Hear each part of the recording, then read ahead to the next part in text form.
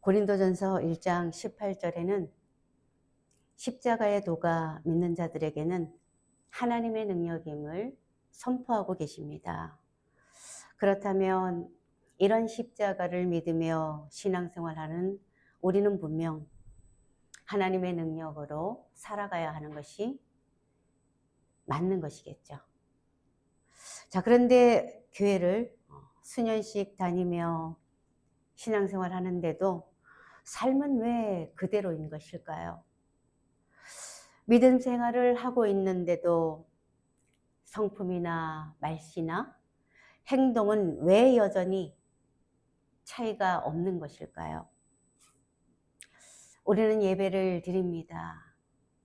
기도도 드리고 찬양도 하면서 하나님께 예배를 드린다는 것이죠. 자, 그런데 분노가 일어나게 되고 욕심도 그대로라는 것입니다. 그렇다면 신앙생활을 하는데도 삶의 변화가 없는 것은 무엇 때문인 것일까요? 사도 바울은 이러한 이유 때문에 에베소 교회에 편지를 썼습니다. 그 편지를 통해서 바울은 변화를 일으키기 위한 지침을 주고 계시는데요. 자, 그 하나가 바로 본받으라는 것입니다. 너희가 변화되기를 원한다라면 본받아야 한다는 것이죠. 그리스도인들은 하나님의 용서와 은혜를 경험한 하나님의 자녀이기 때문에 하나님을 본받아야 하는 것입니다. 자녀가 부모를 닮는 것은 당연지사겠죠. 따라서 자녀는 그 부모와 생김새부터 생활 방식도 성향 모두를 따라하는 것입니다. 자, 이렇게 그대로 따라하는 것을 본받는다 하는 것인데요. 사도 바울은 오늘 모든 교회를 향해 하나님을 본받으라 하십니다. 하나님을 본받는다는 것에 대해 2절에 보면 그 구체적인 설명이 묘사되고 있는데요. 자, 우리 2절 합독할까요? 시작. 그리스도께서 너희를 사랑하신 것 같이 너희도 사랑 가운데서 행하라. 그는 우리를 위하여 자신을 버리사 향기로운 제물과 희생 제물로 하나님께 드리셨느니라. 자, 사랑은 하나님의 성품의 본질입니다. 그런 하나님께서는 그 사랑의 실천을 예수 그리스도로 나타내 보이셨는데요. 그리스도인들은 이러한 예수님을 믿으며 예수님을 본받는 자로 살아간다는 것이죠. 그런데 신앙인들 가운데 어떤 사람들은 예수님을 믿기는 하지만 예수님을 본받으려 들지는 않는다는 것입니다. 다시 말해 닮아가려 하지 않겠다는 것이죠. 우리가 예수님을 닮아야 하는 그 이유에 대해서 바울은 2절에서 명확하게 짚어주고 계신다는 겁니다. 그리스도께서 너희를 사랑하신 것 같이 너희도 사랑 가운데서 행하라. 신앙은 고백으로 결정짓습니다. 고백하면 나 믿습니다 하면 신앙자가 된다라는 거예요. 자, 그러나 변화는요, 행할 때에 따라온다는 것입니다. 자, 예수님이 우리를 사랑하신다는 것은 우리 모두가 다 아는 사실이시죠. 그러나 그 사실을 아는 것만으로 우리는 변화되는 것이 아니라는 겁니다. 변화라는 것은 예를 들면은 사랑을 알았다면 그 사랑을 안 다음에 그 사랑을 실천할 때에야 비로소 시작된다는 것입니다. 우리가 예수님을 믿는다는 것은 원래 예수님 본받는 것이 전제되어 있었다는 것이죠. 로마서 8장 29절에 보면 하나님이 미리 아신 자들을 또한 그 아들의 형상을 본받게 하기 위하여 미리 정하셨으니, 자, 미리 정하셨으니, 자, 예수님을 믿는데, 그래서 예수님을 좋아하고 예수님을 존경은 하는데 예수님 말씀은 따르지 않는다. 이런 신앙을 예수님께서 보셨을 때에 예수님 과연 이러한 신앙을 옳다라고 하실까요? 또 말씀은 듣는데 적용은 하지 않는다. 이런 신앙은 한마디로 반은 믿지만 반은 믿지 않겠다는 태도인 것입니다. 예수님은 이런 사람들을 향하여 이렇게 말씀하시는데요. 누가복음 6장 46절에 너희는 나를 불러 주여 주여 하면서도 어찌하여 내가 말하는 것은 행하지 아니하느냐. 아브라함이 고향 친척 아버지 집을 떠나 하나님 말씀을 따라가며 그 하나님을 믿을 때에 하나님께서는 그런 아브라함을 의롭다 하셨습니다. 자, 그런데 이런 아브라함에게 하나님은 그 믿음을 시험하셨다는 거예요. 곧 그 아들 이삭을 번제로 바치라 하셨던 것인데요.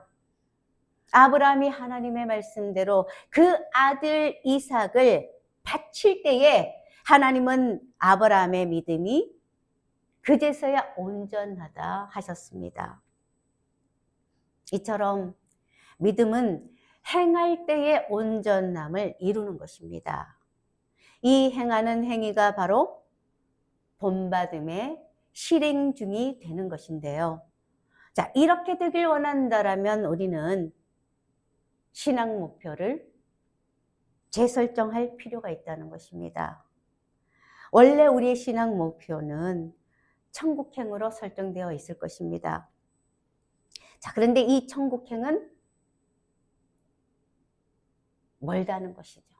멀어도 엄청 멀다는 거예요.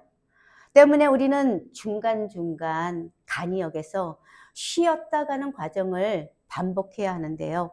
이 쉬었다 가는 간이역의 형태가 바로 예수님을 닮기 위한 본받음의 과정이 되어야 한다는 것입니다. 자, 그러니까 원래 천국 목표였던 신앙 목표에 우리는 예수님을 본받음이라는 간이역들을 부지런히 또 재빠르게 세워야 한다는 것이죠. 본받음은 바로 반쪽이든 우리 믿음을 온전한 한쪽으로 만들어가는 완성체의 작업이라는 것입니다. 이런 완성체로 가는 본받음의 과정이 있을 때에 우리의 삶에는 엄청난 변화가 따른다는 것이죠. 이제 저와 여러분들은 점검해 보실 필요가 있습니다. 바로 내 신앙생활에서는 어떤 변화가 있었는가, 이것을 점검해 보셔야 한다는 거죠. 또한 많이 그러한 변화가 있었다면 그 변화는 어디까지 정도로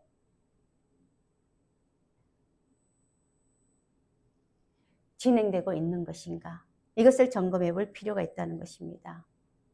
자, 이 시간 그 변화의 완성도를 높이시길 원하신다면 저와 여러분들은 예수님을 본받는 삶을 선택하셔야 할 줄로 믿습니다. 두 번째로 사도 바울이 권면하시는 변화의 지침사항은 바로 죄와 단절하라는 것입니다. 여러분들은 죄에 대해서 어떤 생각을 가지고 계십니까? 가령 누군가를 미워하고 있을 때 이 정도는 괜찮겠지, 내지는 하나님은 다 아시니까 이해하시겠지 등 죄를 단절시키지는 않았지만 뭐 이 조그만 죄 정도야 괜찮다고 합리화하지는 않으시는지요. 그런데 죄는요, 가지고 있는 종류도 문제가 되지만 크지만요, 그 더 심각한 것은 그 죄와 연관된 그 사람의 태도가 불명확할 때에 더 심각하다는 것입니다. 죄는 보통 처음에는요, 아주 작은 씨앗과 같은 작은 사이즈로 시작을 합니다. 자, 그래서 한 번, 두 번 반복의 행위를 통해서 죄는 점점 그 몸집을 키워간다는 것이죠. 그런 다음 마침내 죄는 그 사람을 집어삼키는 상태를 만들어낸다는 것입니다. 때문에 죄는 어느 정도 용납하거나 방심하는 것이 아닌 처음부터 물리쳐야 한다는 것이죠. 오늘 바울은 죄의 이름조차도 부르지 말라며 열거된 죄의 범주에 속하는 그러한 경우에는 하나님 나라에 들어갈 수 없음을 경고하고 계십니다.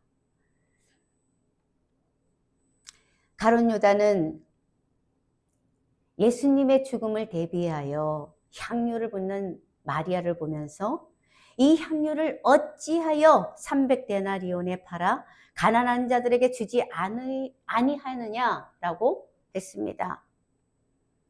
자, 이때 가룟 유다의 마음에 죄의 씨앗이 살며시 자리 잡았는데요. 자, 그가 만일 죄와 단절하는 것이 얼마나 자신의 인생의 큰 변화로 이어지는 축복인지를 깨달았더라면 그는 분명 죄를 용납하지 않았을 것이라는 거죠. 데살로니가전서 5장 22절에는 악은 어떤 모양이라도 버릴 것을 명령하십니다. 마귀의 일을 멸하시기 위해 오신 예수님은 우리를 위해 십자가에서 최고의 값을 치르셨습니다. 그런 예수님께서 갈라디아서 5장 1절에 보면은 그리스도께서 우리를 자유롭게 하려고 자유를 주셨으니 그러므로 굳건하게 서서 다시는 종의 멍에를 매지 말라 하셨습니다. 변화는 죄를 이길 때보다 죄를 미워할 때 오히려 그 시작과 정도와 강도는 커지는 것입니다. 이 시간 저와 여러분 모두에게 죄를 미워할 수 있는 능력이 입혀지게 되시길 주님의 이름으로 축복합니다. 오늘 바울은 변화되기 위한 신앙으로 예수님을 본받으며 죄와 단절할 것을 권면하시는데요. 자, 그러니까 예수님을 본받고 죄와 단절하게 되면은 분명히 변화된다는 말씀인 것이죠. 자, 이런 예수님을 본받으며 죄와 단절하는 것은 건강한 그리스도인이라면 모두가 다 바라는 요소일 텐데요. 자, 그런데 이러한 요소를 바라지만 가지지 못했던 이유로 오늘 말씀에서 알려주고 계시는데 그 내용이 바로 뭔가 하면 우리가 잠자고 있었기 때문이라는 것입니다. 자, 바울은 이제 잠자고 있는 자들을 향하여 크게 소리치고 있습니다. 14절에 잠자는 자여 깨어서 일어나라. 우리는 과거에 불신앙 상태에서 모두가 다 어둠을 추종하던 그런 자들이었습니다. 자, 그러나 이제는 참빛이신 예수 그리스도로 말미암아 어둠으로부터 건지심을 받아 빛의 자녀가 된 것이죠. 이러한 빛의 자녀는 늘 깨어서 어두운 일에 참여하지 않는 것은 물론이거니와 더 나아가 언제나 예수님을 본받는 것을 열망하며 죄는 철저히 싫어하는 분명한 태도를 지니게 되는 것입니다.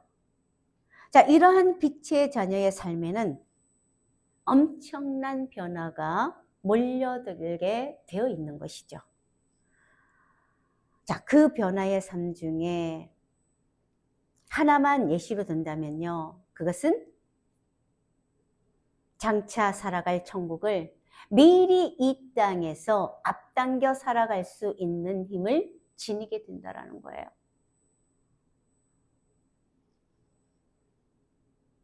우리는 모두 이 다음에 천국에 입성할 자들입니다. 천국에 들어가면 그곳에는 아픔도 고통도 더 이상 그 어떤 수치심도 없는 그런 곳에 가서 우리가 살 텐데요. 그런 천국은 그야말로 기쁨 충만, 행복 충만, 사랑 충만의 장소가 아니겠습니까? 자, 그런 천국에 들어가면 다 누리며 살아간다는 것을 여러분들 잘 아실 겁니다. 그런데 그러한 천국을 크나큰 변화 속에 살아가는 사람들은요, 이 땅에서도 그러한 천국의 삶을 미리 앞당겨서 살아갈 수 있게 된다는 겁니다. 여러분, 이러한 삶을 살아가는 삶은 그야말로 엄청난 변화와 함께 엄청난 축복을 누리며 살아갈 수가 있게 되는 것이죠. 혹시 여러분 가운데, 저도 마찬가지입니다. 자, 신앙생활은 하고 계신데요. 아직까지 원하시는 만큼의 변화는 발견되지 않고 있으신지요? 자, 그렇다면 이제 주님과 사도 바울의 외침에 귀 기울이셔야 할 줄로 믿습니다. 잠자는 자요, 깨어서 일어나라. 밤이 지나가고 새벽이 밝았습니다. 어둠의 시대는 지나가고 빛의 시대가 온 것인데요. 때문에 빛 대신 예수님께서는 우리에게 빛을 비추고 계신다는 것입니다. 그런 그분의 빛은 점점 더 밝기와 세기가 강렬해지고 있다는 거예요. 자, 이런 때에 우리가 잠자고 있을 수는 없는 것이겠죠. 따라서 이제 모두 함께 잠에서 깨어나시길 촉구합니다. 잠에서 깨어나셔서 예수님만을 본받으시고 죄와 단절하게 되시기를 축복합니다. 우리가 예수님만을 본받고 죄와 단절하고자 한다면 우리의 변화는 바로 거기에서부터 시작되게 될 것입니다. 그리고 예수님은 바로 이런 우리의 변화를 위해서 어제도 오늘도 영원토록 빛을 비춰주실 거라는 것이죠. 이사야 60장 1절에 일어나라 빛을 발하라 이는 내 빛이 이르렀고 여호와의 영광이 내 위에 임하였음이니라. 예수님의 빛 가운데에서 많은 변화를 경험하시고 세상과 영혼들에게 변화를 이끌어내시는 저와 여러분 모두가 되시기를 주님의 이름으로 축원합니다.